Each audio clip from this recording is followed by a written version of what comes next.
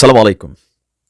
সর্ষের মধ্যে যদি ভূত ঢুকে যায় তাহলে বাকিদের আর দোষ দেব কি? আজকের এই ভিডিওটা একটা অনুসন্ধানী প্রতিবেদন।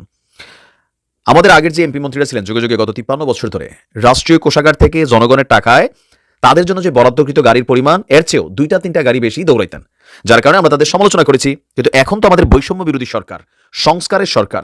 এই সরকারের যারা উপদেষ্টারা আছেন তারা কতটুকু প্রভাব খাটাচ্ছেন বা খাটাচ্ছেন না, রাষ্ট্রের টাকায় জনগণের টাকা দিয়ে কতটুকু ফুটানি মারাচ্ছেন না, আজকের ভিডিওতে আমরা বাংলাদেশের প্রথম সারি গণমাধ্যম সমকালের প্রতিবেদন অনুযায়ী আপনাদের কিছু তথ্য দিচ্ছি। এই ক্যাটাগরিতে নাম উঠে এসেছে আমাদের অনেক উপদেষ্টার। ১৯৭৩ সালে মিনিস্টারদের জন্য এবং যারা প্রতিমন্ত্রী আছেন তাদের জন্য গাড়ি সরবরাহের একটা রুলস ক্রিয়েট করা হয়েছে। সেটা হচ্ছে মানে আমাদের উপদেষ্টারা কিন্তু মন্ত্রী সমমর্যাদা মানে তারা পাচ্ছেন। একজন উপদেষ্টা একটা গাড়ি পান। এখন আমি একজন মানুষ ধরেন দুইটাও মানে কি বলে যে মন্ত্রণালয়ের দায়িত্বে আছি, তো আমার কিন্তু দুইটা গাড়ি, তো দুইটা গাড়ি কি আমার দৌড়ানোর দরকার আছে?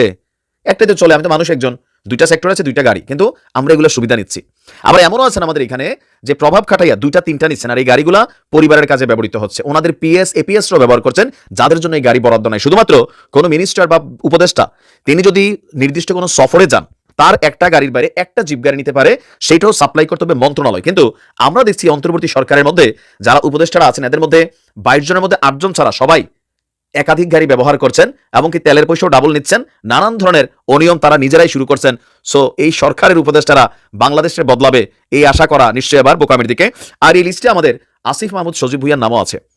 যুব ও ক্রীড়া উপদেষ্টা আসিফ মাহমুদ সজীব ভুইয়া জাতীয় ক্রীড়া পরিষদের গাড়ি যেটা আছে ঢাকা মেট্রো 135915 এবং পরিবহন পুলের ক্যামরি গাড়ি ব্যবহার করতেন। তার পিএস ব্যবহার করতেন চালক সহ যুব উন্নয়নের অধিদপ্তরের গাড়ি, যেটা বৈধ না।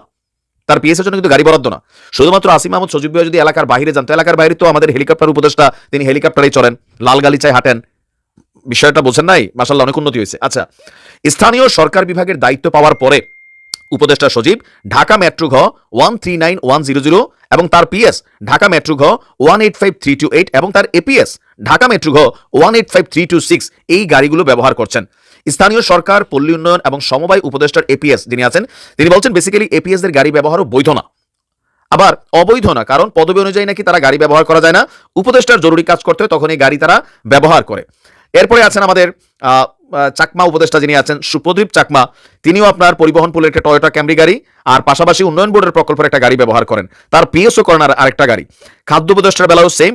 উপদেষ্টা শারমিন এস মুর্শিদ তিনিও আপনার মানে একটা গাড়ি ব্যবহার করছেন। ধর্ম উপদেষ্টা তিনি একটা করছেন, তাদের দুজনের পুলের গাড়ি ব্যবহার করছেন পরিবারের সদস্যরা। একটার বাইরে যে পুলের গাড়ি যেটা আছে এটা পরিবারের সদস্যরা ব্যবহার করছে।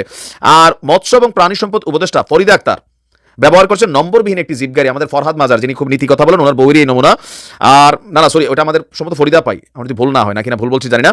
বাড়তি গাড়ির জন্য চালকের বেতন থেকে শুরু করে তেল খরচও সবই বহন করছে এই দেশের জনগণের টাকা থেকে। স্বাস্থ্য উপদেষ্টা নূরজাহান আপা, তিনি মনে ফরহাদ ভাইয়ের স্ত্রী, ফরহাদ মাজারের স্ত্রী, একটি গাড়ি বরাদ্দ নিয়ে তিনি চালক নিয়েছেন 2 জন। আর সরকারি যানবাহন অধিদপ্তরের পরিবহন কমিশনার তিনি বলছেন আমরা 22 উপদেষ্টাকে একটা গাড়ি একজন চালক দিয়েছি। শুধুমাত্র উপদেষ্টা শেখ বশিরউদ্দিন পুলের গাড়ি নেননি। স্বাস্থ্য উপদেষ্টাকে 2 জন চালক দেওয়ার বিষয়ে বলা হচ্ছে পরিবহন পুলের চালক সংকট আছে। আর এখন বাড়তি গাড়িগুলো কই থেকে পাচ্ছে? যে এগুলো নাকি বাড়তি গাড়িটা সচিবরা দিচ্ছেন। তো সচিবদের এমন প্রস্তাবে রাজি হয়ে অনেক উপদেষ্টা এখন বাড়তি গাড়ি ব্যবহার করছেন। তো যেই বাড়তি গাড়িগুলো ব্যবহার করছেন এগুলোর খরচ রক্ষণাবেক্ষণ মেনটেন কার সরকারের পক্ষ থেকে করা হচ্ছে। শুধুমাত্র আমাদের যে বাণিজ্য উপদেষ্টা আছেন আকিজ গ্রুপের, তিনি সরকারি কোনো গাড়ি নেন না, তিনি তার ব্যক্তিগত গাড়ি সরকারি কাজে ব্যবহার করেন। আসলে এই উপদেষ্টা পদে যারাই আছেন 1% সুযোগ সুবিধা কম আওয়ামী লীগের মন্ত্রী এমপিদের থেকে নিচ্ছে না। তাহলে এতদিন মন্ত্রী এমপিরা দাবাইয়া চলে, এটা চলে, আর দোষ দিয়ে লাভ কি ভাই? আমি আসিফের বিষয়টা একটু আশ্চর্য হয়েছি। এতটা ভিআইপি ভাব আসিফের মধ্যে আসছে যে 3 দিন আগে চপ্পল পরে যে ঘুরতো, অটোতে ঘুরতো, ওই ছেলে এখন হেলিকপ্টারে ঘুরতে হয়, তার একাধিক গাড়ি লাগে, তার পিএস দের গাড়ি লাগে। তো তোমরা যদি এখানে এই রুলসগুলারে সংশোধন করতে না পারো, সংস্কার করতে না পারো, বাকিদের কথা বাদে দিলাম। আর উপদেষ্টা পরিষদে যাদের আছে বারবার যে বলে যেগুলো এনজিও সরকার, এই কারণে সম্ভবত বলে। তো নিয়ম তো তোমরাও করতেছো, আমাদের উপদেষ্টারা যারা আসো। তো রাজনৈতিক সরকারের আর দোষ দিয়ে কি লাভ হবে? তোমরা তো আসলে এক্সাম্পল ক্রিয়েট করতে। আমি জানি না এই দেশে আসলে কাদেরকে দিয়ে সংস্কার হবে। সবার মধ্যেই কিন্তু এখন ক্ষমতা, টাকা পয়সা, গাড়ি, নাম, ইজ্জত, ফুটেজে আসা, বক্তব্য দেওয়া এই শুরু হয়ে গেছে ভাই। দেখা যাক কি হয়। ভালো থাকুন।